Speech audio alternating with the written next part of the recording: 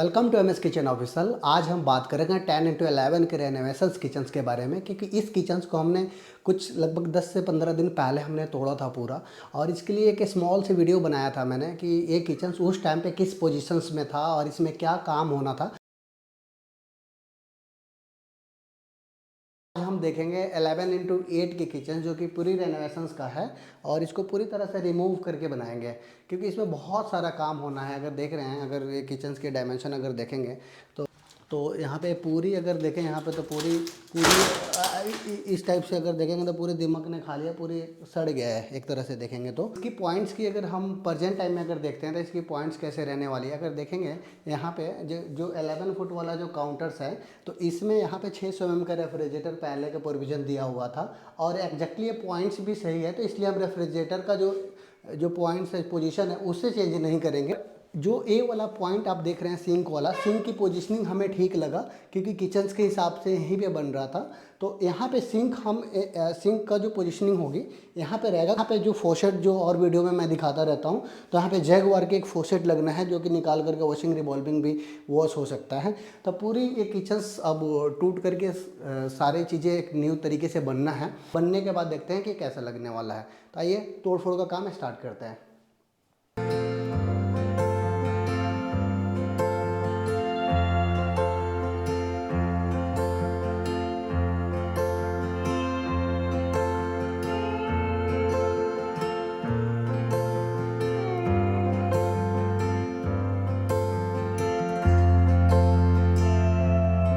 तो अभी किचन्स पूरी तरह से रेडी है। अगर इसकी कुछ फ़ोटो की बात करेंगे तो कुछ फ़ोटो ऐसे दिख रहे थे, पहले कुछ ऐसा था। अगर अब प्रेजेंट टाइम में जो बना हुआ है तो इसकी चेंजेस बहुत सारे हुए हैं। जो स्टोन्स हैं, कलर्स हैं, जो मटेरियल है, इस पे सारे चीज़ें डीपली डिस्कशन करेंगे, देखेंगे कि पहले और अभी में क्या फ़र्क आया, कितने स्टोरेज बढ़ी है। तो एक तरफ से अगर हम किचन्स को अगर शुरू करते हैं, अगर हम यहाँ पे अगर किचन्स को देखते हैं तो ए वाला वॉल जो हमारा वॉल ए है, ए वाला 11 फुट का है, 11x8 का है। दूसरी वाला वॉल 8 फुट की है हमारे लेफ्ट साइड में जिसपे सिंक है। अगर इस वॉल की बात करें तो यहाँ पे हमने रेफ्रिजरेटर, जैसे क्लाइंट के पास पुरानी रेफ्रिजरेटर्स थी तो हमने यहाँ पे एक रेफ्रिजरेटर का प्रोविज़न बना दिया। 600 mm का 24 इंची का रेफ्रिजरेटर आ जाएगा। अगर इसके ऊपर की बात करें तो वुडन में हमने एक कैबिनेट्स दे दिया है। थोड़ा सा कैबिनेट्स की लेंथ बड़ी हो गई है कि इसमें सेल्फ आ जाएगा ऐसे, और एक हमने यहाँ पे सेल्फ दे दिया। मल्टीपर्पज़ टाइप की जो चीज़ें रख करके कुछ ऐसे काम आ जाएगा। इसके जस्ट बगल में अगर हम देखते हैं तो 2 पॉटन पेन दिया है। डीप ड्रॉर भी बोल सकते हैं आप, क्योंकि 10 से 12 इंच का स्पेस में काफ़ी चीज़ें आ जाएंगी इसमें। एक ऊपर हमने दे दिया है 6 इंच का टैंडम। इसमें क्या होगा कि जो भी आपके मल्टीपर्पज़ स्टोरेज की जो रिक्वायरमेंट है वो टोटली आ जाएगी। अगर इसके बगल में अगर देखेंगे तो सेम ड्रॉर्स हमने यहाँ पे भी दे दिया है। इसमें एक आटे चावल्स के ड्रम्स भी रख सकते हैं और मल्टीपर्पज़ जो बड़ी छोटी बड़ी जो चीज़ें हैं वो भी टोटली आ जाएगी। तो कुछ एक दो ड्रॉर्स कुछ इस तरीके से। अगर इसके ये हमारे यहाँ पे कुक टॉप आना है।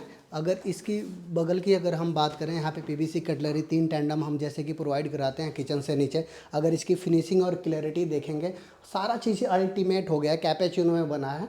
और इसकी जो स्टोन्स है कोस्टा आइवेरी हमने यूज़ किया है एजीएल का, तो कुछ इस तरीके से बना हुआ है। इसकी अगर क्लोजिंग की बात करें तो वन टच में क्लोज हो रहा है। जैसे कि ड्रॉर्स की तरफ अगर देखेंगे आप तो पूरी वन टच में क्लोज हो रहा है और इसकी फिनिशिंग स्मूथनेस नेक्स्ट लेवल की रहने वाली है। अगर इसके बगल में अगर देखेंगे तो एक हमने वायर बीपीओ दे दी है। इसकी 2 सेल्फ में है, इसमें बहुत सारी स्टोरेज आ जाती हैं। अगर इसके बगल में अगर हम बात करेंगे तो एक और हमने स्टोरेज दे दिया है मल्टीपर्पज़। यहाँ पे सेल्फ डाल करके जो मल्टीपर्पज़ जो चीज़ें हैं वो बड़े आराम से यहाँ पे आ जाएगी। अगर यहाँ पे अगर हम इसके जस्ट बगल में बात करते हैं तो यहाँ पे भी हमने एक स्टोरेज का रिक्वायरमेंट दिया। आटे चावल्स के ड्रम्स भी रख सकते हैं, मल्टीपर्पज़ चीज़ें। यहाँ पे एक सेल्फ आनी है, अभी लगाया नहीं है क्योंकि ऑलरेडी हमने यहाँ पे एल बटन ऐड करके रखा हुआ है। सेल्फ ला करके सिर्फ रखना है। अगर इसके हम बगल में बात करेंगे यहाँ पे तो यहाँ पे एक थाली और एक प्लेन दे दिया 6 इंचेस का, 8 इंच का थाली का स्पेस है और काफ़ी मल्टीपर्पज़ स्पेस है इसमें। ऑलमोस्टली कुकर कढ़ाई भी अगर रखना चाहें वो भी आ जाएगा, थाली भी आ जाएगी इसके अंदर। और ये भी हम अगर फिटिंग्स की बात करें तो इसको भी हमने कॉर्ड्रॉ में लिया है। कॉर्ड्रॉ हम ज़्यादा यूज़ करते हैं क्योंकि टेलीस्कोप में कहीं ना कहीं थोड़ी प्रॉब्लम आती है, तो इसलिए हम लोग कॉर्ड्रॉ यूज़ किए हैं। इसकी क्लोजिंग वगैरह बेड कैपेसिटी वगैरह अप्रॉक्स 35 kg के आसपास है। थाली यहाँ पे लगे। रीज़न ये है कि अगर यहाँ से अगर देखेंगे तो ये सिंक आ गया हमारा, यहाँ पे डिश रैक है, ये सिंक आ गया, यहाँ पे डिश रैक है और उसके नीचे थाली का है। तो तीनों को ट्रायंगल बन रहा था, तो इसलिए हम लोगों ने यहाँ पे रखने की कोशिश की है। अगर यहाँ पे देखेंगे, यहाँ पे आरओ के हमने प्रोविज़न बना दिया, पॉइंट्स बना दिया था कि अंडर सिंक आरओ के प्लान नहीं था हमारा। तो यहाँ पे क्लाइंट्स के पास पुरानी आरओ थी, तो इसलिए हमने इस आरओ को यहाँ पे शिफ्ट कर दिया है। अगर पानी निकालना तो यहाँ चालू भी है पूरा, तो यहाँ से पानी ले सकते हैं। इसकी अगर हम बगल की बात करें तो यहाँ पे हमने डिश रैक दे दिया है, 600 mm का डिश रैक हमने प्रोवाइड करा दिया। जैसे ऊपर वाले रो में आपका 25 से 30 थाली प्लेट्स वगैरह आ जाएगा, और नीचे कॉप से रिलेटेड जो छोटी मोटी जो चीज़ें होती हैं, जो कॉप वगैरह हो गया, स्पून वगैरह हो गया, वो बड़े आराम से यहाँ पे रख सकते हैं। और इसमें ड्रेन भी है, तो आप जैसे कि डिश रैक में होता है, जैसे इसको वॉश किया आपने, इसमें पानी ड्रॉप किया सिंक में और फिर से इसको वापस से फिर से यहाँ पे लगा सकते हैं आप। अगर इसके बगल में अगर कैबिनेट्स की अगर हम बात करेंगे तो यहाँ पे अगर देखते हैं तो यहाँ पे हमने पूरी मल्टीपर्पज़ कैबिनेट्स दे दिया है। ये वाला जो कॉर्नर के जो एजेस होते हैं, यहाँ पे हमने पूरी अंदर तक हमने यूज़ किया है, पूरी कॉर्नर को ब्लॉक नहीं किया है, ये वाला ब्लॉक किया है, इसको पूरे अंदर तक यूज़ किया है। ये भी मल्टीपर्पज़ स्टोरेज है, आप कैशों भी लगा सकते हैं इसमें। अगर हम इस वाले सेक्शन की बात करें तो यहाँ पे भी सेम हमने मल्टीपर्पज़ यूज़ किया है। जैसे एक सेल्फ लगा दे, एक सेल्फ और आना होगा। अब जैसे कि आप देख पा रहे होंगे, हमने एल बटन यूज़ किया है, इसमें 2 सेल्फ हमने प्रोवाइड कराई है, जैसे जो क्लाइंट की रिक्वायरमेंट थी। अगर ये वाला चिमनी की पार्ट है, जैसे कि हम पहले वाले वीडियो में बता रहे थे आपको, जैसे टूट फूट से पहले की, तो ये ऐसे ही विंडो के ऊपर लगा हुआ था और उतनी क्लैरिटी के साथ में ठीक से नहीं लगा हुआ था। तो इसको हमने पूरी रिमूव करके, अगर बीच की पैनल अगर देखेंगे यहाँ पे भी बोर्ड ऐड कर दिया है, विंडो है, यहाँ पे भी ऐड कर दिया है। अब पहले एक खुल रहा था और अब 2 खुल रहे हैं, क्योंकि अगर ये वाला भी अगर देखेंगे यहाँ पे, तो ये वाला भी बड़े आराम से यहाँ से खुल रहा है। सिर्फ एक विंडो क्लोज हुआ है, अगर उस विंडो को कभी निकालना हो तो बड़े आराम से ये पैनल्स भी पूरे निकल जाएंगे। अगर हम अपने बैक साइड वाले वॉल में अगर देखेंगे तो हमने एक माइक्रोवेव कैबिनेट्स, यहाँ पे सेल्फ पे स्पेस नहीं बन पा रहा था, तो हमने यहाँ पे इसको ऐड करने की कोशिश की है। इसके ऊपर एक हमने शटर ऐड कर दिया, जैसे कि आप देखते होंगे हमारे वीडियो में कि माइक्रोवेव के ऊपर एक हम शटर देते हैं, तो कुछ ऐसा आ गया माइक्रोवेव के स्टोरेज की। अगर हम यहाँ पे अगर क्रॉकरी यूनिट की अगर हम बात करेंगे यहाँ पे, तो एक हमने 600 mm का क्रॉकरी यूनिट हमने दे दिया ऑलरेडी 5-6 सेल्फ के साथ में। इसके नीचे अगर देखेंगे तो यहाँ पे एक और भी हमने स्टोरेज दे दिया, जो कई बार होता है जो क्रॉकरी से रिलेटेड कुछ चीज़ें बंद में हम बनाते हैं, तो वो उसके लिए एक हमने शटर ऑलरेडी प्रोवाइड करा दिया कि अगर बंद में रखना चाहते हैं तो बंद में भी रख सकते हैं, और जो ग्लास शटर्स होंगे वो इसमें आ जाएगा पूरा। तो कुछ ऐसी थी हमारी पूरी किचन्स की मैनेजमेंट वगैरह। अगर देखेंगे तो कुछ ऐसी स्टोरेज आ गया इसमें पूरी टोटली। अगर फिनिशिंग, टाइलिंग, अगर हर चीज़ का हमने परफेक्ट ध्यान रखा है, कोशिश की है। अगर जैसे कि पेंट भी देख रहे होंगे कि पहले की पेंट और ब्राइटनेस में बहुत फ़र्क थी, और अब और पेंट और ब्राइटनेस में बहुत फ़र्क है, क्योंकि ये किचन्स पुरानी थी।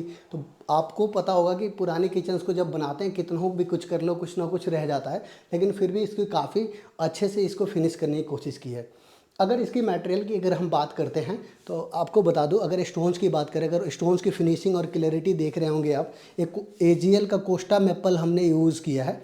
कोस्टा मेपल आइवेरी, कोस्टा आइवेरी आप कह सकते हैं, कोस्टा आइवेरी यूज़ किया है इसमें।